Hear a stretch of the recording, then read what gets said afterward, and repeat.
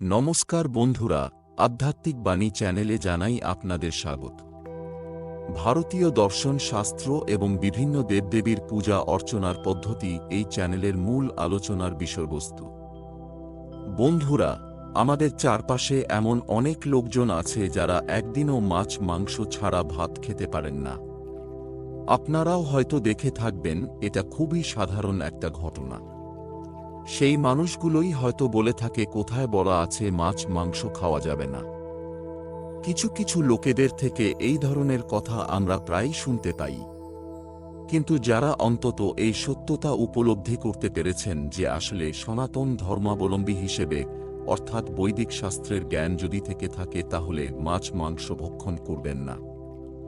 আমরা যদি ভগবত গীতার দুটো শ্লোক পর্যালোচনা করি এবং তার অনুবাদ বোঝার চেষ্টা করি, তাহলেই আমরা এই প্রশ্নের উত্তর খুঁজে পাব। সনাতন ধর্মাবলম্বী হিসেবে আমাদের মাছ মাংস ভক্ষণ করা উচিত কিনা জানার জন্য অবশ্যই ভিডিওটি শেষ পর্যন্ত দেখুন।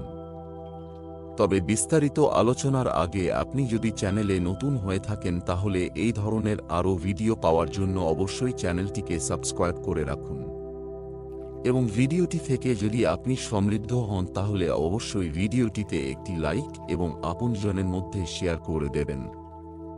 চলুন এবার বিস্তারিত আলোচনা করা যাক। প্রাচীন হিন্দুশাস্ত্রগুলিতে নিরামিষ আহারকে প্রাধান্য দেয়া হলেও আমিষ আহারের বিষয়ে কোনো কঠোর নিয়মের উল্লেখ পাওয়া যায় না। হিন্দু ধর্মের মূল স্রোত হল বেদ। এই বেদের সারমর্ম রয়েছে উপনিষদে, আর উপনিষদের সারমর্ম হল ভাগবত গীতা। এবার বলি, বেদের একটি শ্লোকে বলা হয়েছে, যে ব্যক্তি নর, অশ্ব অথবা অন্য কোন পশুর মাংস ভক্ষণ করে গাভী হত্যার দ্বারা সমাজের অন্যান্য সকল মানুষকে দুধ আদি থেকে বঞ্চিত করে, হে অগ্নিস্বরূপ রাজা, সেই ব্যক্তি যদি কোনো প্রকার আদেশ না মানে, তবে আপনি তার মস্তক ছিন্ন করুন। মহর্ষি মনু মহারাজ এই ব্যাপারে মনুসংহিতার ৫ম অধ্যায় ৪৪তম শ্লোকে বলেছেন, যে ব্যক্তি নিজের সুখের জন্য হরিণ প্রভৃতি নিরীহ পশুকে হত্যা করে, সে জীবিত অবস্থায় বা মৃত্যুর পরে অর্থাৎ কোন অবস্থাতেই মুক্তি লাভ করে না।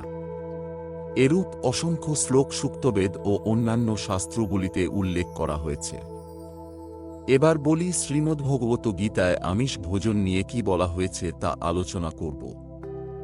ভাগবত গীতায় মাংস ভক্ষণ এর জন্য সরাসরি কোনো বাধা নিষেধ না থাকলেও এখানে খাদ্যকে ৩টি শ্রেণীতে ভাগ করা হয়েছে, আর সেগুলি হল সাত্ত্বিক আহার, রাজসিক আহার ও তামসিক আহার।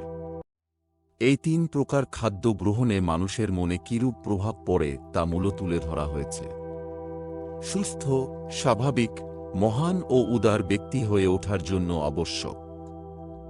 এখন যদি কোনো সাত্ত্বিক ব্যক্তি তামসিক আহার গ্রহণ করে, তবে তার বিচার বুদ্ধি ও মনস্থিতিও রাক্ষস প্রবৃত্তির হয়ে থাকে।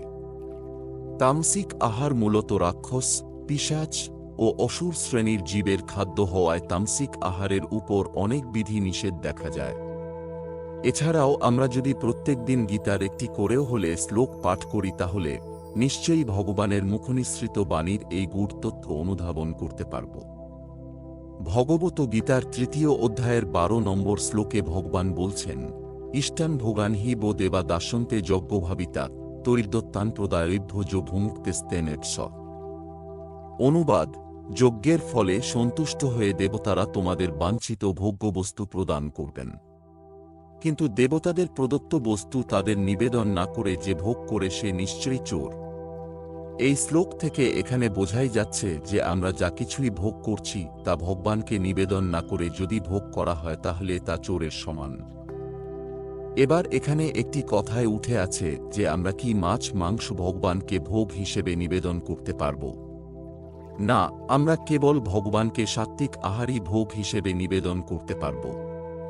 আর যা আমরা ভগবানকে নিবেদনই করতে পারব না, তা আমাদের প্রত্যেকেরই গ্রহণ করা উচিত নয়। ভগবত গীতার ৯ম অধ্যায়ের ২৬ নম্বর শ্লোকে ভগবান বলছেন, আমরা ভগবানকে কি কি নিবেদন করতে পারি? যে বিশুদ্ধ চিত্র নিষ্কাম ভক্ত ভক্তি সহকারে আমাকে পত্রপুষ্প ফল ও জল অর্পণ করেন, আমি তার সেই ভক্তি উপহার প্রীতি সহকারে গ্রহণ করি।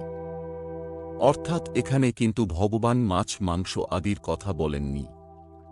শ্রীমদ্ভাগবত, উপনিষদ পুরাণ এগুলো পর্যালোচনা করলে আমরা আরও অনেক উত্তর খুঁজে পাব। যে জিনিসগুলোর শাস্ত্রে নিষেধ আছে সেই জিনিসগুলোর ওপরেই অর্থাৎ আমাদের মাছ-মাংসের প্রতি আকর্ষণ অনেক বেশি থাকে।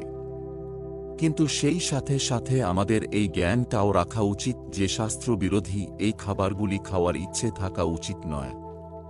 এই জ্ঞানগুলি আপনার ভেতরে থাকলে তবেই আপনি মাছ মাংস পরিত্যাগ করে ভগবত গীতার নিয়ম অনুসারে ভগবানের দেয়া সংবিধান অনুসারে জীবন পরিচালনা করতে পারবেন। আজকের ভিডিওটি এই পর্যন্তই। ভিডিওটি ভালো লাগলে চ্যানেলটিকে সাবস্ক্রাইব করে ভিডিওটিতে লাইক এবং শেয়ার করে দিবেন।